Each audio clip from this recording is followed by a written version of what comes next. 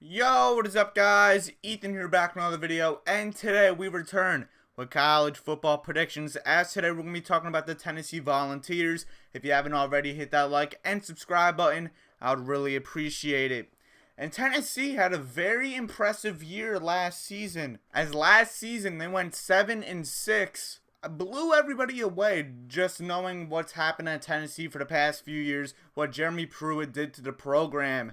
But man, oh man, this Tennessee team has tons of potential as they return tons of returning production off of last year's team. This offense last year was phenomenal, averaging a little over 39 points a game, led by quarterback Hendon Hooker.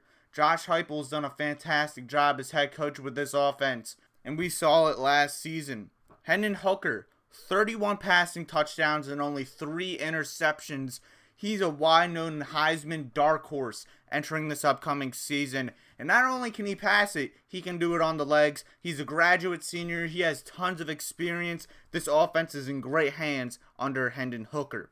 This running game, pretty underrated in my opinion. Jabari Small comes back off of last season. And I thought Tennessee fans was like, okay, he's like one of the most underrated running backs. I really didn't get it until I started looking at him. Maybe it was because he wasn't as utilized as he should have been last year in this pass-heavy offense. But Jabari Small is going to have a much improved season. Tyon Evans, their backup running back, transferred to Louisville. So Jabari Small is going to have tons of more carries for this upcoming season. Jalen Wright returns at running back as well. He's going to get some touches. And Justin Williams-Thomas, a true freshman, he can have some playing time in his true freshman season. This wide receiver core, we can't go without talking about Cedric Tillman. Easily a top 3 wide receiver in the SEC, and from the top of my head, I would have him number 2 with Kayshon Boutte from LSU at number 1. But Cedric Tillman was an absolute beast last year, recording over 1,000 receiving yards and then over 10 touchdowns. He's going to have an even better season under Josh Heupel's offense. Ramel Keaton returns, Jalen Hite returns, Brew McCoy transfers in from USC, so he could also have a day 1 impact. This wide receiver core for Tennessee is really good. Hendon Hooker has some targets to be thrown his way. The only quote-unquote issue with this offense is this offensive line. They are really good run blocking, but they were probably the worst pass blocking offensive line in the SEC last year. They allowed over like 40 sacks if I'm not mistaken. They have to be much improved. I do think they will, if you look at this depth chart, 4 of the 5 starters return, and all of them are experienced. So I think that Tennessee offensive line will be improved. It just depends on how improved they really will be.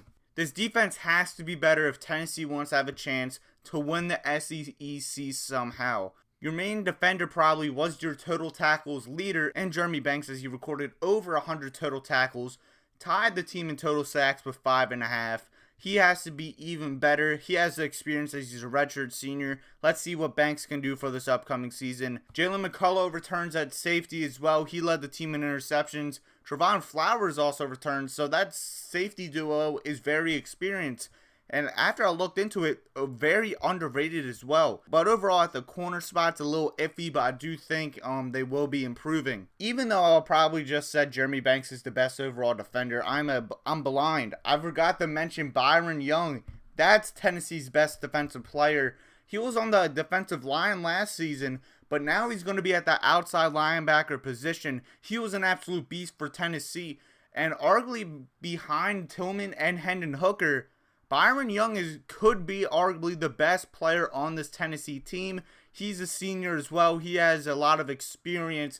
He's going to be leading the defense alongside Jeremy Banks. This defensive line for Tennessee is very good as well. Even though Tennessee's defense really wasn't spectacular last season, they will be much better as they enter this upcoming season. And now as you head into the schedule, Tennessee has some key marquee games on the schedule that are going to be very tough to win. And overall, the schedule seems pretty tough. Luckily, one of those games is not this first game. You will defeat Ball State in week 0, right? No, week 1. My bad. You will defeat Ball State week 1. Then the week 2, you have to go up to Pitt and play the Panthers. And this is going to be a very close game. I think Pitt, everyone's saying they're overrated. I think they're just right in my opinion. And I think this Pitt team is getting us a little slept on. But so is this Tennessee team, for being honest. If we look at the AP poll, The fact that they were not in the top 25 is absolutely ridiculous in my opinion. You will see them in my prediction tomorrow, but I'm getting a little off sidetracked here. Tennessee will go into Pittsburgh as revenge, and they will defeat Pitt at home. Pitt went in the Neyland last year and defeated Tennessee at home. Not this year. Tennessee will go in the not Heinz Field. I don't even know the name, but they will go into Pittsburgh and beat the Panthers. Next game, you host Akron. I'm not going to waste your time. You will beat the Zips at home. And then you have a key game, home versus Florida. And up to this point, both Florida and Tennessee could both be undefeated. But personally, not only is the crowd on Tennessee's side, I think Tennessee has the talent edge over Florida in a slight way. I think Josh Heupel, as of this point, is a better head coach than Billy Napier. All signs are pointing towards Tennessee in this game, and I agree, Tennessee will beat the Gators at home. Then you have a bye week, and then you have to go down to LSU, and this is where I think Tennessee will lose their first game. I'm a big believer in this LSU team for this upcoming season. I think Brian Kelly's going to surprise a lot of people. This is going to be a close game. This is a 50-50 game. LSU's in Baton Rouge. That crowd's going to be crazy, and Tigers will win a very close game. Next game, you host Alabama, and this is I'm not going to even say this is the biggest game to schedule because you have Georgia a few games down. But in my opinion, this is going to be much closer than it has in the past few years. Alabama always seems to blow out Tennessee. Besides last year, Tennessee almost went into Tuscaloosa and beat the Crimson Tide last year. And I think the Tide are going to win this one, but this is going to be a very close game like how it was last year. And do not be surprised if Tennessee pulls off the upset and beats Bama for the first time in I don't even know how long. Alabama will win this game, but they're going to be on upset watch in this game. Next week, you host UT Martin homecoming. We're not going to waste your time. Tennessee will win this game. Next game, you host Kentucky. And this is actually a very intriguing matchup in my opinion. Kentucky is probably going to be more of a defensive team this upcoming year. Tennessee, of course, is an offensive team. That clash is going to be very intriguing to see. But I think Tennessee's defense in this game will be able to slow down Will Levis in that offense. Another close game, but Tennessee will win this game at home. Next game, you have to go into Athens and play Georgia. And man, oh man, this is going to be an amazing game. If this was in Knoxville, I would actually have Tennessee in a massive upset. But since this is in Athens, it's going to be a close game. But I think the coaching for Georgia is going to be able to outcoach Josh Heupel. Another close game on this schedule, but Georgia will find a way to win to beat the Volunteers at home.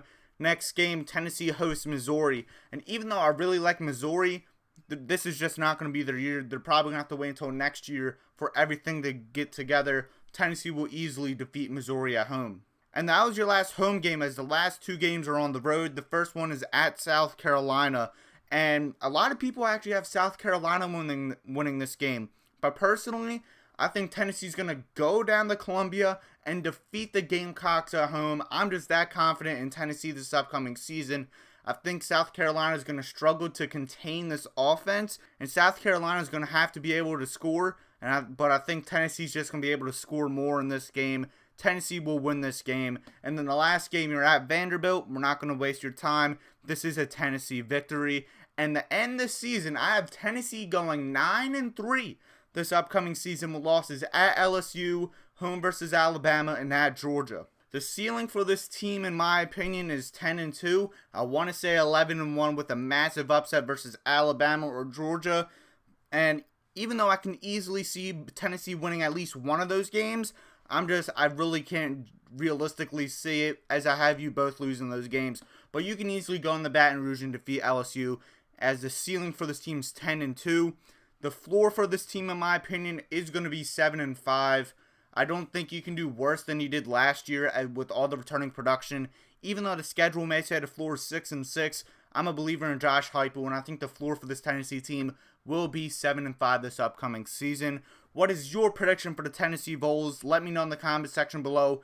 Like, share, subscribe, push notifications on so you don't miss any of my videos.